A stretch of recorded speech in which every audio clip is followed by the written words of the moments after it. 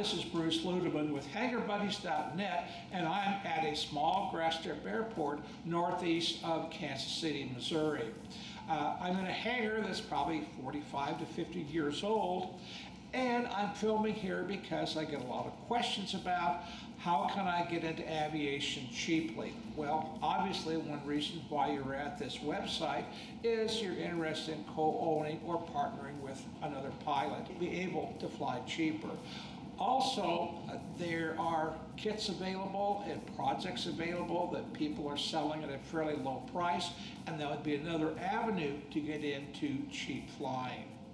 And that's why with this hangar, it's interesting because there are some project aircraft available, and I am looking at buying project aircraft or kits that have never been started. Ordered, received, and never started, or maybe partially started. So I'm asking for your help.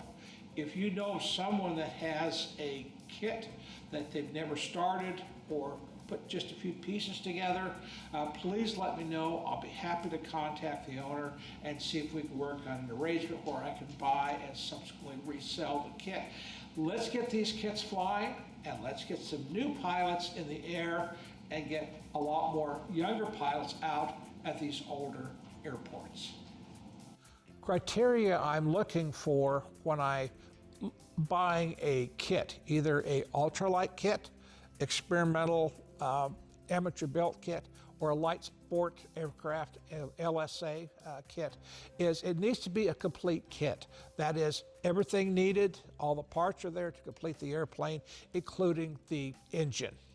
Now, they should also be in the original shipping boxes as much as possible. There should not be any corrosion on the metal, or none of the shipping boxes should have turned into a rodent condominium there. The other criteria I have for buying a kit is the manufacturer needs to still be in a business on that, and that's going to be for that builder. That's going to be they're going to be available for part support and also advice. This particular project, I believe it's a Skyboy. These were originally developed actually overseas, I think in Germany, probably 25, 30 years ago. The manufacturer, I don't believe, is in business. I wouldn't be interested in a project like this. Also, this particular unit was damaged during a taxi accident, and it's been sitting here for quite some time. Obviously, somebody may be interested in purchasing this as a project airplane, but I think the people that I want to see get involved with aviation are going to be new pilots, new builders looking at getting involved in aviation with the minimum expenses possible. This probably wouldn't be something that they would be interested in, or I would be interested in buying. The kits I purchased with the intent to resell to new pilots or even older pilots getting back into flying again have usually been in the area of anywhere from about 10 to 12 years old. Yeah. So that's a criteria I have, a complete kit, including the engine, preferably things in the shipping box, and the manufacturer still needs to be in a business. Now, I'm also interested in buying hangar queens. As long as the engine is running and they can taxi on their own, that's the criteria I would have for them.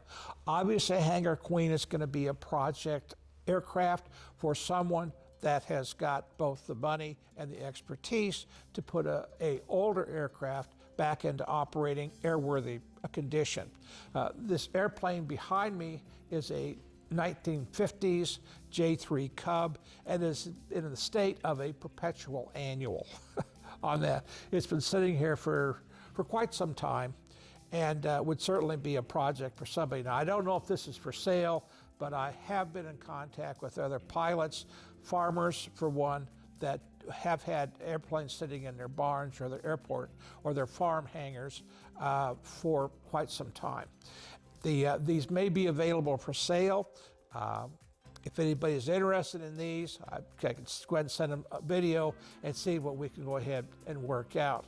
The point of all this, the end result, hopefully, is some of these older aircraft we can get back in the air again, especially so if we can have some motivated builders, some motivated pilots.